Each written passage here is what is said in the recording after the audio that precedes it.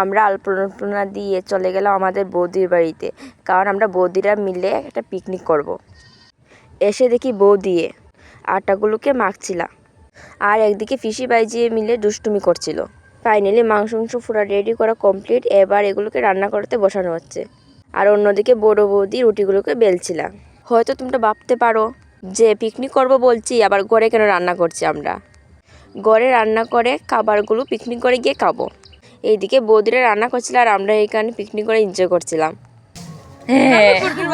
এটা হচ্ছে আমার বোনের ট্যালেন্ট। আমার হাত বান্ধিবি, পা বান্ধিবি, মন বান্ধিবি কি দিয়ে। This is my online blog. আমরা পিকনিক ঘর থেকে চলে আসলাম আবার বৌদিদের কাছে। এদিকে বৌদিরা লুচি বেলছিলা, আর একজনে বাচ্ছিলা। ফাইনালি রান্নাবান্না শেষ। এবার আমরা পিকনিক করে চলে এসেছি খাওয়ার জন্য। আমাদের পিকনিক শেষ হয়েছে প্রায় 1টা হয়ে গেছে রাত। খাওয়া দাওয়া করে চলে গেছিলাম বাড়িতে। আমাদের মতন কি তোমরাও কেউ এরকম পিকনিক করো? ওয়াও গাইস, এটা হচ্ছে আমার স্পেশালি, আমার কত ভালো হয় না। ফাইনালি আমাদের খাওয়া দাওয়া কমপ্লিট। আজকের ব্লগটা তোমাদের কেমন লেগেছে নিশ্চয়ই কমেন্টে জানিয়ে যেও।